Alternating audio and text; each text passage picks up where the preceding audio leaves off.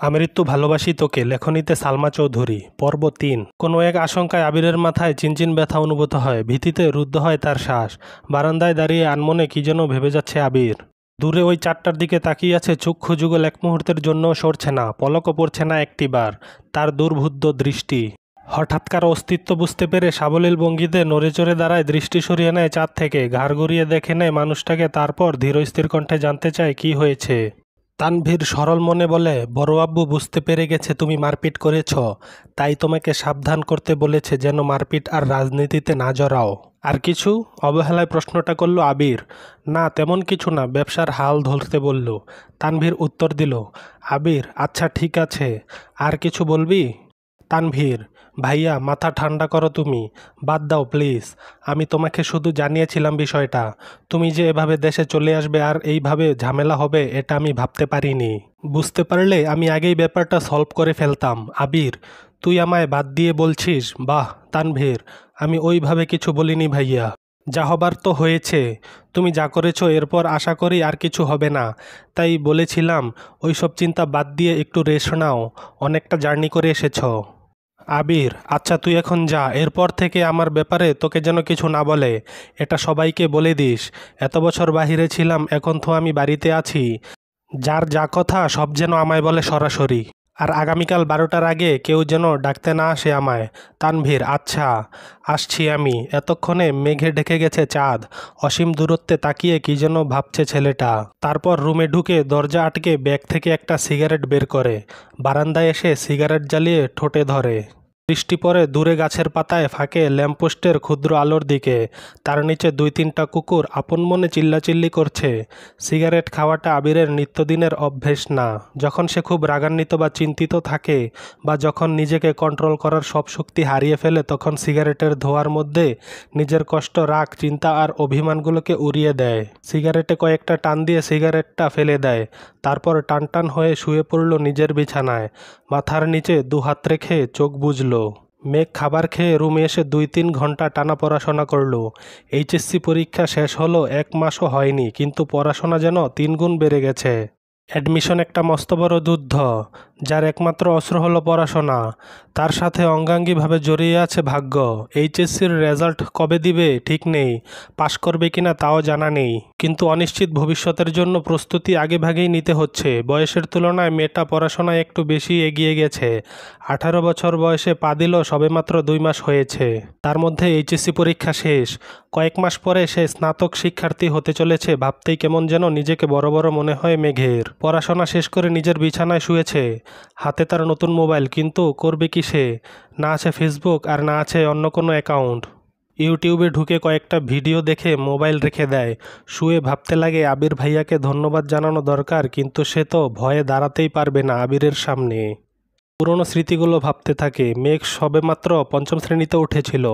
বয়সের গণ্ডি ৯-১০-এর মাঝামাঝি। তখন মেঘের একটা বন্ধু হয়েছিল, নাম জয়। ছেলেটা স্কুলে নতুন এসেই বন্ধুত্ব করেছিল মেঘের সাথে। ছোটবেলা পিচ্ছিদের বন্ধুত্ব যেমন ছিল, চকলেট শেয়ার করা, টিফিন শেয়ার করা, একসাথে খেলাধুলা করা।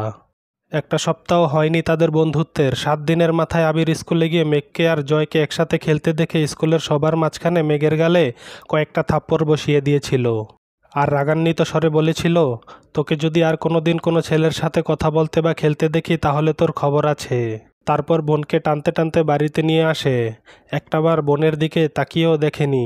দুগালে আবিরের ৫ আঙুলের দাগ বসে গিয়েছিল। সেই যে থাপ্পড় দিয়েছিল মেঘ, 1 সপ্তাহ জ্বরে পড়েছিল। মেঘ ছোটবেলা থেকেই খুব অভিমানী ছিল। ছোট্ট মেয়েটা এই থাপ্পড়ের ভয়ে আর আতঙ্কে আর কখনো আবিরের দিকে চোখ তুলে তাকায়নি। কথা বলা তো দূরের বিষয়, আবির বাসায় থাকাকালীন রুম থেকে বেরই হয়নি মেঘবালিকা। আবিরও কখনো খোঁজ নেয়নি মেয়েটার।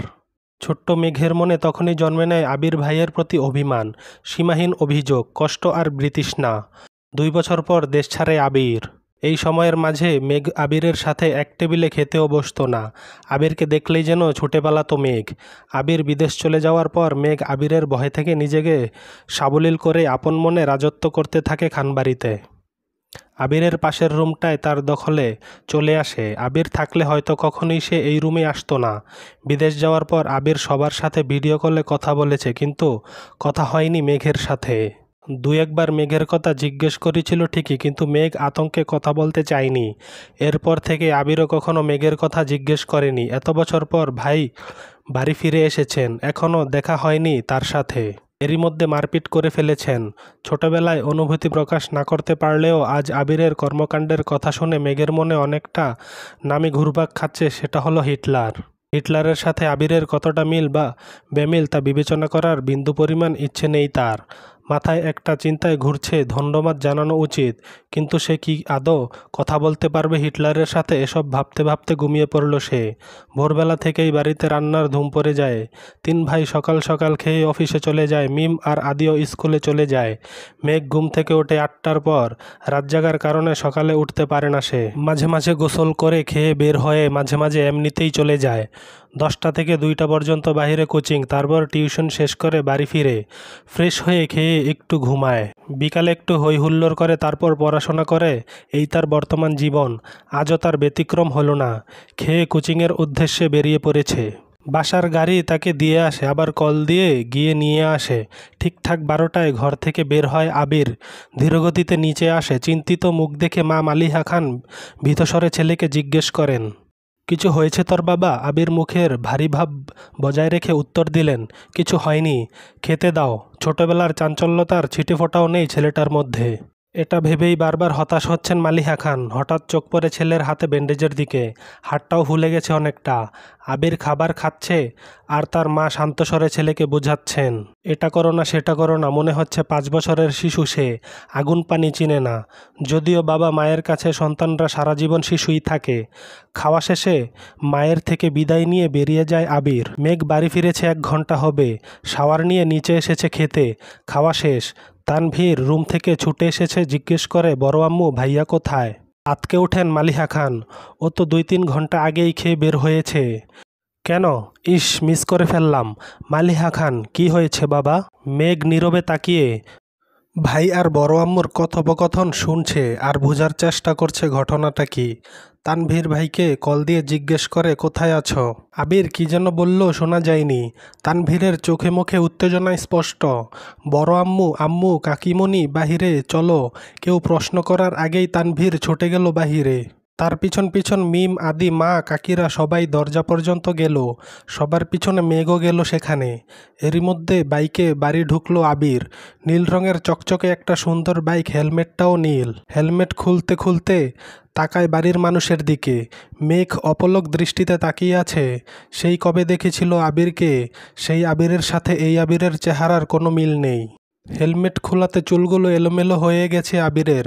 চোখে সানগ্লাস, নেভি ব্লু রঙের শার্ট কালো প্যান্টের সাথে ইন করে পরেছে। হাতে কালো ফিতার একটা ঘড়ি, পায়ে সজুতা। আপাদমস্তক দেখল আবিরের। হৃৎপিণ্ডের চার প্রকোষ্ঠ ছটপট করতে লাগলো মেঘের।